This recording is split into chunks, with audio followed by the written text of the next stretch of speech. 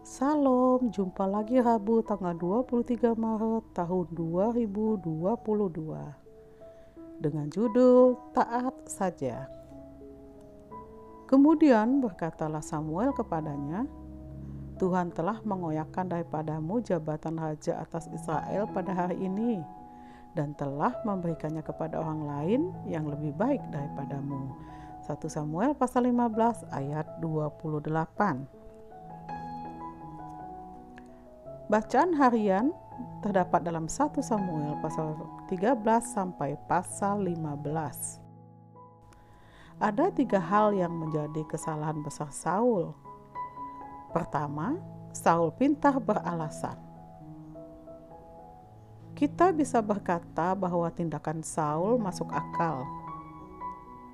Persis seperti alasan Saul mengapa dia mempersembahkan korban tanpa menunggu Samuel. Rakyat itu berserak-serak meninggalkan aku, dan engkau tidak datang pada waktu yang telah ditentukan. Padahal orang Filistin telah berkumpul di Makmas.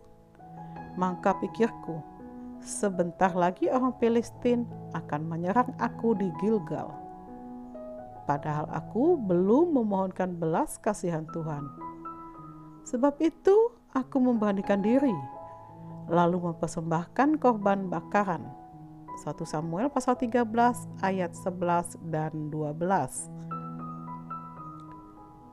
Kata-kata Saul hebat, alasannya tepat, semuanya masuk akal. Tetapi Saul lupa bahwa Tuhan lebih senang orang yang taat. Alasan apapun, sekalipun masuk akal, menjadi tidak masuk akal karena melawan perintah Tuhan. Pada 1 Samuel pasal 15, kita menemukan kisah yang mirip terulang lagi. Saul tidak taat lagi. Dan ketika ditegur, dia langsung memberikan lagi alasan-alasan yang masuk akal. Ini kelemahan Saul yang paling dasar, yaitu dia pintar bicara dan mencari alasan ketika ditegur. Kedua, Saul dikuasai oleh keadaan dan bukan oleh iman. 1 Samuel pasal 13 ayat 5 dan 2 Korintus pasal 5 ayat 7. John Bunyan mengatakan kalimat yang agung.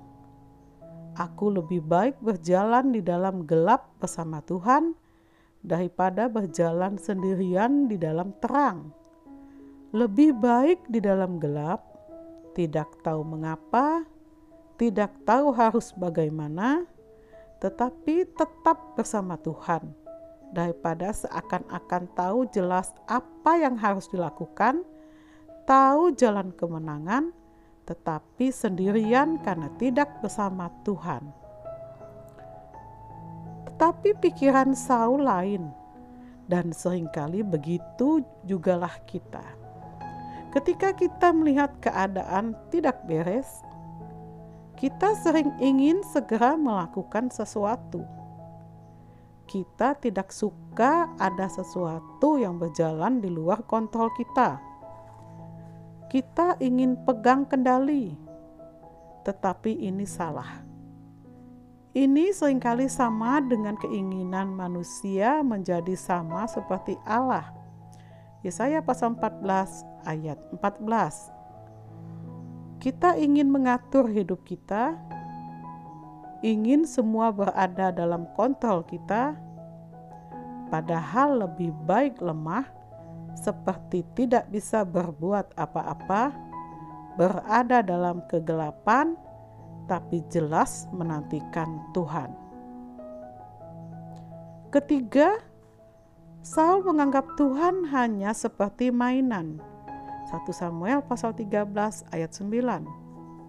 Ketika dia mempersembahkan korban, dia juga hanya ingin memakai Tuhan untuk memberkati peperangan. Dia ingin memakai upacara persembahan korban kepada Tuhan itu sebagai alat untuk memompa semangat prajuritnya. Ia tidak menganggap serius Tuhan. Belajar mentaati Tuhan, belajar tetap taat sekalipun keadaan tidak memungkinkan. Belajar tetap menunggu Tuhan sekalipun seperti tidak bisa ditunggu. Itu adalah pelajaran-pelajaran penting dalam kehidupan. Saul melakukan kewajiban agama. Saul bicara tentang Allah. Saul juga melakukan pekerjaan Allah. Semua itu dia lakukan, tetapi itu tidak cukup. Masalahnya adalah hati. The heart of the matter is a matter of the heart. Inti dari masalahnya adalah masalah hati. Allah tidak ingin semua itu tanpa hati yang merindukan dan mentaati Dia. Haleluya. Refleksi. Bagaimana dengan ketaatan kita kepada Dia, Sang Pemilik hidup kita? Adakah hal-hal yang membuat kita tidak taat kepadanya? Power statement. Taat dalam tindakan diawali dengan taat dalam pikiran.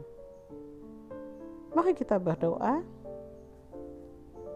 Berikanlah kami kemampuan ya Tuhan, untuk menjaga apa yang Engkau percayakan bagi kami.